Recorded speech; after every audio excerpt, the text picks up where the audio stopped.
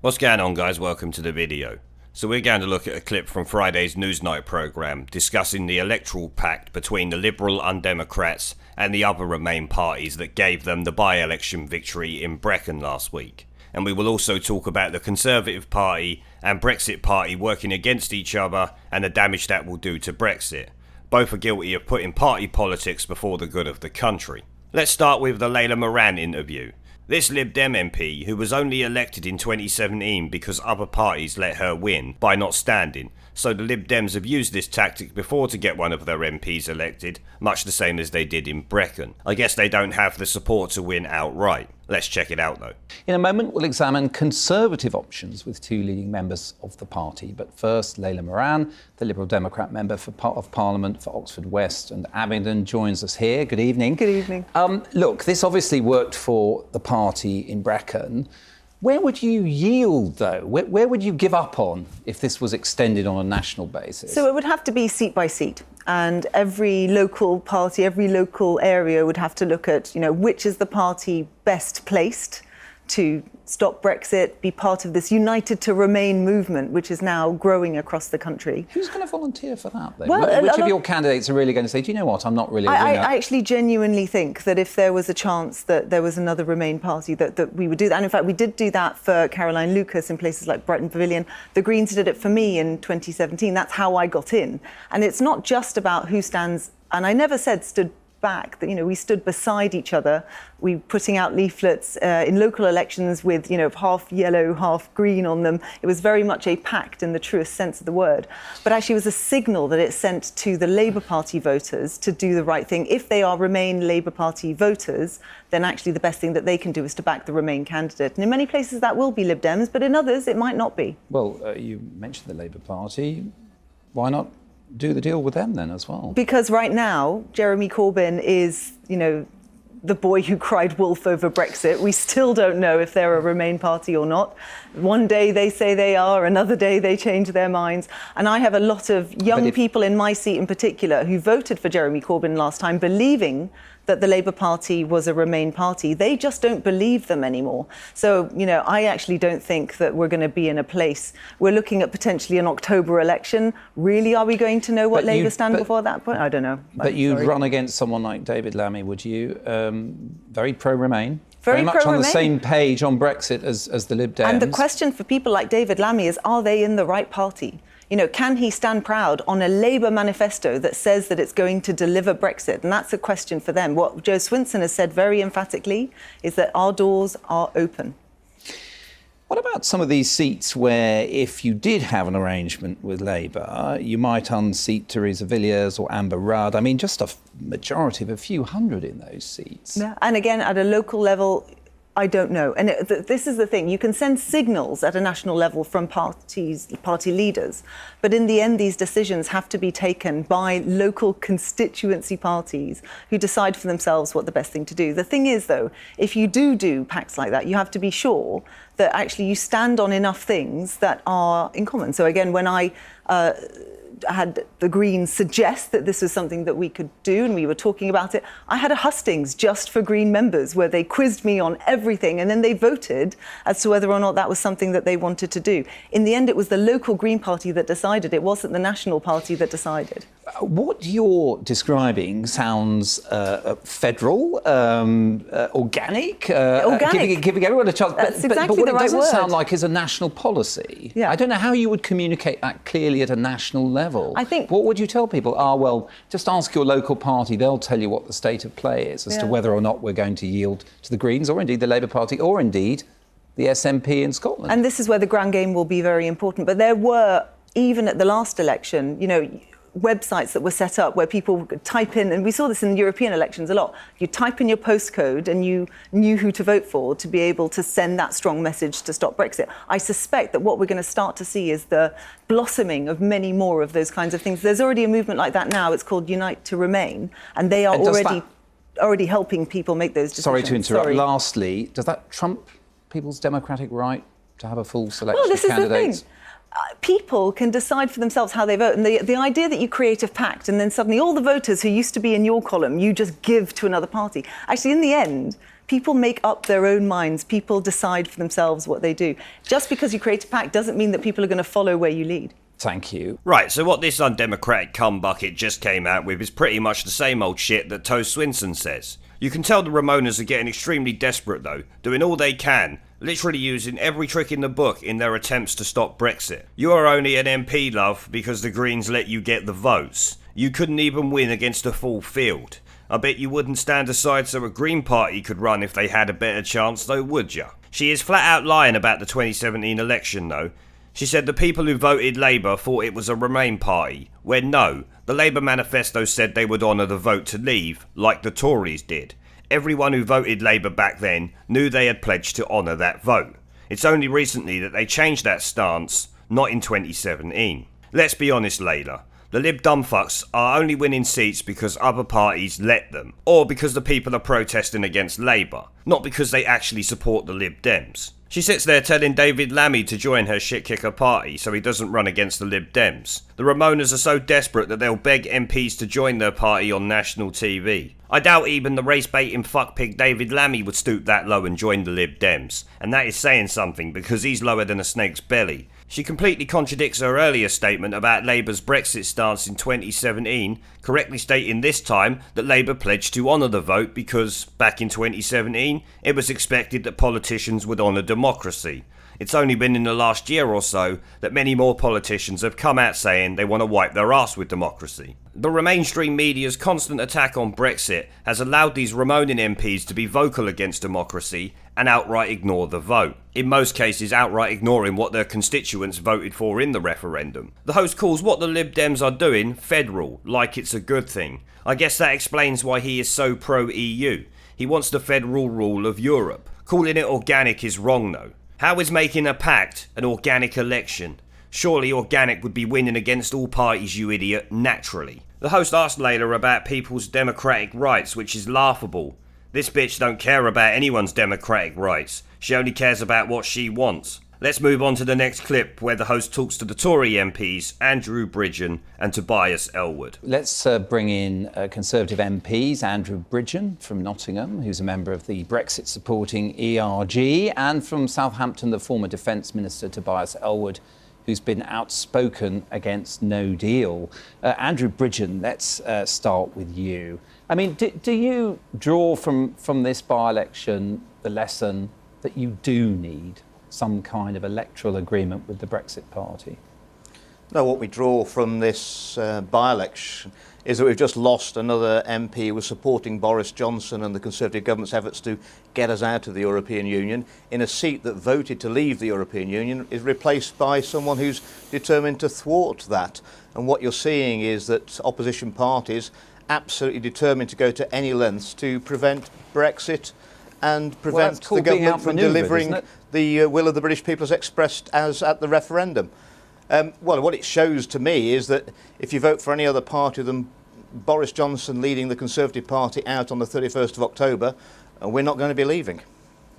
Well, so the conclusion you draw from that, surely, is that you do need some sort of electoral arrangements with the Brexit Party. Well, to prevent that happening on a national scale. What we're seeing over the last week, Boris Johnson becoming Prime Minister, is a huge swing of support behind the Conservative Party, who are determined to leave on the 31st of October. It's the only realistic way we're going to get out is through this government and this Prime Minister who's determined to get us out. And a huge swathe of support coming from former Brexit supporters, voters, and that's going to continue. But obviously, if we do end up in a situation where we're forced to have a general election, the only realistic prospect of us getting out of the European Union on the 31st of October is a Conservative government. And to get that, you're going to have to vote for it. Even if Nigel Farage runs candidates, he's been talking about another 50 today and contesting all constituencies. I mean, that's the difference between victory and defeat, isn't it, for a Conservative government? Well, what I told Nigel Farage many months ago was that you can either help us deliver Brexit or you can try and destroy the Conservative Party at a general election, but you can't deliver both. And it'll be up for Nigel Farage and his voters to make their mind up what they want to do. Can I ask you, as a member of the ERG, I mean, we've heard talk from Mark Francois about 60 MPs who wouldn't back any sort of deal. Are you one of them? Well, let's see what the EU come back with. I'm very suspicious about the withdrawal agreement, even without the awful backstop, because it's still a very, very bad deal. And if the withdrawal bill was brought into this Parliament, I'm absolutely convinced that the Remainers in Parliament, who are probably the majority still, would seek to amend it and dilute it even further, and we'll get bogged down, we won't get out. But you sound like you're open to what the EU has got to say, that you are open to the idea of an amended deal. Well, I want a super Canada-style free trade agreement. That's what any reasonable person would want. If we have to leave on a managed no deal, we'll offer them GATT 24. The sad thing is that we, because of the democratic deficit in the EU, we can't guarantee that they'll do what's in the interests of their people and sign up to it. And with a one-seat majority, you think Boris Johnson can actually deliver that, and all these fractures in your party? I think the opposition parties who are determined to stop Brexit are going to put forward a vote of no confidence in the government as soon as we return in September, and that's going to be an absolutely crucial vote, and if we lose it, we're probably heading to a general election. Before the 31st of October? Potentially, yes. And without a deal with the Brexit Party? Well, I think that the ultra-Remainers have realised that they can't get a revoke of Article 50 bill through Parliament because they'd need a money resolution. That won't be forthcoming. They realise that they've got a Prime Minister in Boris Johnson who's determined to get us out, and the only way to stop him is to bring the government down. That by-election in Brecon basically made their job, the arithmetic, easier. Andrew Bridgen, thank you. Let's leave it there for the moment. So the host asked Andrew if they need to sort out some sort of electoral pact with the Brexit Party, which of course Andrew says no to. I'm sorry mate, you're a bit of an idiot there. If Brecon didn't show you that you need to work together, then I don't know what will. You have to fight fire with fire. Fuck your party politics, democracy comes first. You're elected by the people to be an MP, and they voted to leave, so you should be open to doing what is required to get Brexit done. That by-election should be seen as a godsend, because it now tells the Brexiteer parties if they go into a general election competing with each other and the Remoaners, Brexit will lose and we will be in the shit with a Corbyn government or Lib Dem coalition government. Both will spell the end of Brexit and democracy. Both the Tory party and the Brexit party could be responsible for the death of democracy in the UK, not just Brexit if they carry on down these lines. If they let these scumbag Remainers win because Farage and Johnson can't work towards a common goal, then they are as bad as the fucking Lib Dems in my opinion. They need to sort their lives out and quick. No one is saying the Tories don't have public support, but what we are saying is that splitting the vote is going to do a lot of harm to the Brexit cause. The Brexit party are delusional if they think they're going to win a general election before October the 31st with an outright majority if Boris is leading the Tory party on a no-deal manifesto. They would need Boris to miss the October deadline to deliver Brexit for them to be able to decimate the Tory vote. As it stands, Boris Johnson cannot be blamed since he inherited the situation from Maybot and has only been in the job a week, so I doubt the Tory voters are going to abandon him just yet. You can actually hear Tobias Elwood huffing and puffing during Andrew's responses to the host, which is a bit fucking rude if you ask me. But sorry Andrew, I know you're a Brexiteer, but the claim the Conservatives are the only party you can get us out of the EU is wrong. The Brexit party could do it if they was in power. UKIP could do it if they was a political force. Any party could do it if they wanted to and had the power to. What will dictate whether they get it done or not is their conviction to see it through. I do agree with Andrew's point where he states that the Brexit party can either try to destroy the Tory party or they can help deliver Brexit. They can't do both. Not yet anyway, as I just said. It needs Boris to fail and the failure to be his fault for the Brexit party to destroy the Tory party. So they can't even do that now realistically. They can just fuck Brexit up. Hopefully they don't, and the Brexiteers can come together for the good of the UK. They finished off talking about the possibilities of a deal, which we already knew the ERG want a free trade deal or they will use GATT 24. No point going over it again, I've covered it multiple times, and of course the chances of a general election. So let's hear what Tobias Elwood had to say now. Tobias Elwood, you heard what your colleague had to say there. He seems to be considering the possibility of an election this autumn quite high before even October the 31st. Do you have the same view of it? I don't. But let's just begin by congratulating Jane Dodds on her win in Brecon. Everybody has these takeaways from by-elections. You touched on that before. Mine are, I think, echoed in your opening. Labour didn't do as well as we expected. Brexit Party also didn't do as well. But add up the Leave numbers and they actually overshadow the Remain numbers.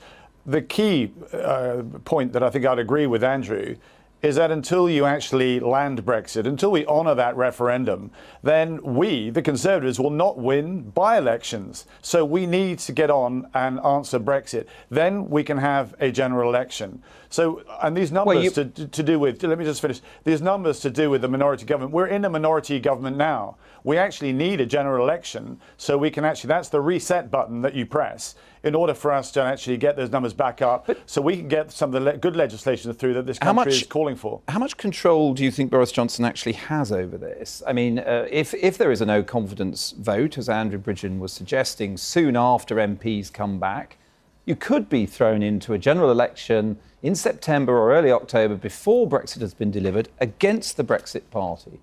Does that seem to you like quite a likely scenario?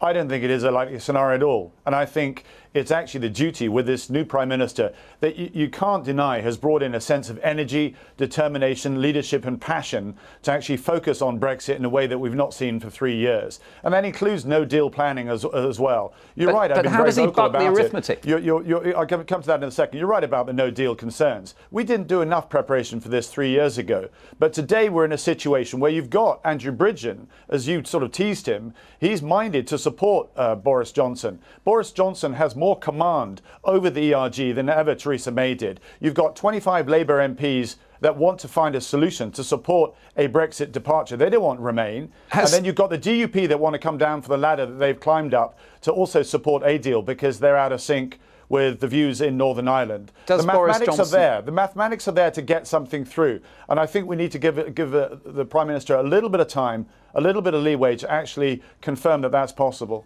Does giving him leeway, as far as you personally are concerned, mean abandoning your opposition to a no-deal Brexit on the 31st of October if there's no agreement? I was against no deal and continue to be against the dangers of no deal. But let's understand, we are not in full control of events here because there are other parties involved. And I was thinking about this on the way here. What is a comparison? I've served in operation environments, and you're made to write a will before you go out there. Some of us even write a letter to our mother, that you hope will never be posted. You do these things because they might happen, but you absolutely hope they won't, and they probably won't.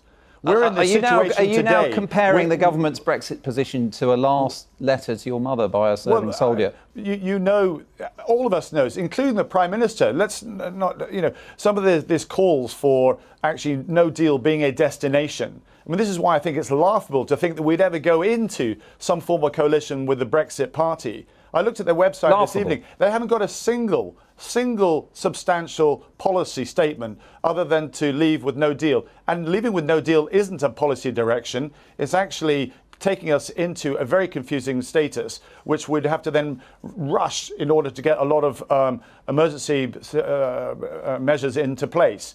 I think I'm absolutely confident, in fact, quietly confident, that we have a Prime Minister now that can work hard with the European Union, who actually also want a deal as well. The numbers are there to be had. I think we can do this. OK, Tobias Elwood, Andrew Bridgen and Layla Moran, thank you all very much for joining us. Tobias rightly points out what I have said in a previous video, that the Leave numbers beat Remain in the Brecon by-election.